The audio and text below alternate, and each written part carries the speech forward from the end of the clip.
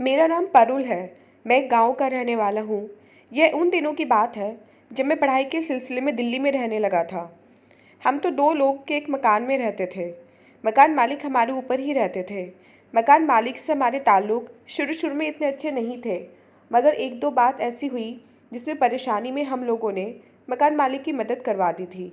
इस तरह से धीरे धीरे मकान मालिक भी हमसे नरम रवैया रखने लगे, जो बाद में एक दूसरे से उठने बैठने में बदल गया। अब हम एक दूसरे से ज़रूरत की हर चीज़ ले लेते थे, जिसमें सबसे ज़्यादा अहम चीज़ स्त्री थी। तकरीबन 35 साल मकान मालिक का नाम सुनील था और वो एक सरकारी नौकरी करता था। उसकी औलाद में एक जवान बेटी राधा और दो छोटे छोटे बेटे शामिल थे। इसके अलावा उसकी पत्नी थी, जो बेचारी किसी वजह से दोनों आंखों से अंधी थी। उसकी बेटी 12वीं पास कर चुकी थी और दोनों बेटे अभी स्कूल में पढ़ रहे थे। मेरे कमरे का साथी भी मेरी तरह एक प्राइवेट जॉब करता था। सारा काम करने के बाद एक दिन हमारा होता था और वह दिन होता था इतवार का। इतवार के दिन हम दोनों लेट उठने के आदी थे। 12 से 1 बजे तक हम तैयार होकर बाहर घूमने फिरने चले जाते। मकान मालिक भी हमारी इस आदत को समझ चुके थे, क्योंकि इतवार के दिन हमारे कमरे को अक्सर ताला लगा रहता था। एक इतवार मेरे कमरे के साथी को अपने गांव जाना था। उसके जाने के बाद मैं कमरे में ही लेटा रहा। उस दिन गर्मी भी बेहद बढ़ गई थी। मैंने फुल स्पीड में पंखा चलाया हुआ था और आंखें मूंदे लेटा हुआ था। अचानक कमरे पर दस्तक हुई। मैंने आंखें खोलकर दरवाजे पर देखा। इसी समय दोबारा दस्तक हुई, तो मुझे मालूम वह दस्तक बाहर वाले दरवाजे पर नहीं, बल्कि इस दरवाजे पर हो रही है, जो मकान मालिक के घर की तरफ खुलता है। वो हर वक्त दोनों तरफ से बंद ही रहता था। यह मेरे लिए अच्छी खासी हैरानी की बात थी। खैर, मैं उठा और दरवाज़ा खोलने चला गया तो दरवाज़ा खुल गया, क्योंकि दरवाजे की दूसरी जाने वाली कुंडली भी खुली हुई थी। पर वहाँ मकान मालिक की बेटी राधा खड़ी हुई थी। राधा सिर्फ इस वक्त हमारे दरवाजे पर दस्तक देती थी जब मजबूरी होती थी, वरना वह घर में ही बंद रहने वाली लड़की थी। मैंने हैरानी से उसे देखा और उसके पापा को उससे पूछा। उसने बताया उसके पापा एक ज़रूरी काम से गए हैं। मेरे दोनों भाई भी बाप के साथ ही गए हैं। उसको स्त्री चाहिए थी, जो मैंने उठकर उसको दे दी। उसने खामोशी से स्त्री ली और वापस जाते जाते उसने आंखों ही आंखों में एक प्यार भरे अंदाज से देखा।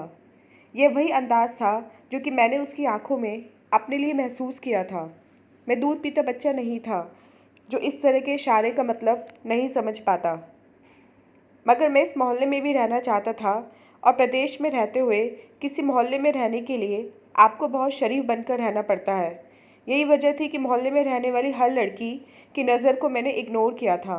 मैं सिर्फ बुरे वक्त से बचना चाहता था, वरना तो मैं भी जवान मर्द था। मेरे अंदर भी बहुत ज़्यादा गर्मी मौजूद थी। मैं भी आज के माहौल में जी रहा था। मैंने इतने दिन के कंट्रोल के बाद पहली बार जवान मर्द की नज़र से राधा को देखा था। वो एक सुलझी जवान लड़की थी। उसकी उम्र तकरीबन 18 से 20 साल के बीच रही होगी। उसका कद मुझसे 2-3 इंच कम होगा। वो बहुत ही खूबसूरत लड़की थी। उसने गुलाबी रंग के फूलों वाला सूट पहना था, जिसमें वो बहुत ही ज़्यादा खूबसूरत लग रही थी। मैंने मोहल्ले में 2-3 लड़कों को इसके पीछे चक्कर लगाते देखा था, लेकिन अभी तक राधा का चक्कर किसी के साथ नहीं था। और आज राधा पहली बार मेरे इतने पास खड़ी थी। इससे पहले मैंने उसको दूर दूर से ही देखा था। वो पहले के दिखने में और आज के दिखने में काफ़ी बदलाव नज़र आ रहा था। इससे पहले मैंने उसको इस अंदाज में देखा था जिसके होने या होने से मुझे कोई फ़र्क नहीं पड़ता था। आज वो मेरे इतने पास खड़ी थी कि उसकी जवानी देखकर मेरे अंदर सब्र का बांध टूट रहा था। शायद ये इसकी वजह से हो रहा था क्योंकि हम लोग जिस जगह पर खड़े थे वो एक कमरा था। मैंने उस दिन पहली दफ़ा उसकी मुस्कुराहट का जवाब बड़ी मुस्कुराहट के साथ दिया। उसके चेहरे पर आने वाली मुस्कुराहट एकदम से गहरी हो गई। मैंने पहली बार महसूस किया कि उसकी मुस्कुराहट ने पहली बार सीधा मेरे दिल पर असर किया है। उसका नतीजा यह हुआ कि मैंने इधर उधर देखे बगैर उसे अंदर खींच लिया। राधा इसके लिए तैयार नहीं थी। इस तरह से खींच लेने पर उसके तो होश उड़ गए। अब मैंने राधा की एक न चलने दी और उस पर टूट पड़ा और बिस्तर पर उसे नंगी करके उसके जिस्म को निचोड़ कर रख दिया। एक तरफ उसके अंदर भी मेरी तलब मौजूद थी, क्योंकि किसी न किसी वजह से वो नज़र आ रही थी, मगर दूसरी तरफ वह अचानक कार्रवाई के लिए बिल्कुल तैयार नहीं थी। उसने कभी सोचा भी नहीं होगा वो इस तरह से फंस जाएगी। उसके सामने मेरी अच्छी पहचान बनी हुई थी।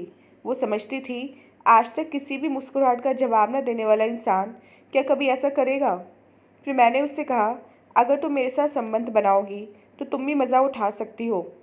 मेरी बातों को सुनकर उसके चेहरे में कई रंग आकर गुजर गए। मेरी इस बात से उसका चेहरा लाल हो गया। उसने आंखें बंद कर ली और मैं उसके बराबर में लेट गया। मैं जान चुका था मेरे पास समय इतना ज़्यादा नहीं था और उसके बाप और भाइयों के आने का समय हो गया था। मैं पिछले आधे घंटे से अपने कमरे में उसके साथ घपाघप कर रहा था, मगर मैं उसके मुंह पे कभी कभी हाथ भी रख देता था। फिर मैंने उससे पूछा, क्या तुमने मज़ा महसूस किया?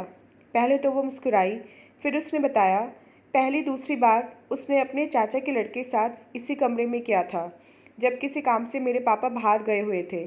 ये आज से 6 महीने पहले की बात है। उसके बाद मेरा कज़न दुबई चला गया। आज के काम में जल्दबाजी मौजूद थी। फिर वो उठी और मुझे मुस्कुराते हुए देखती हुई चली गई।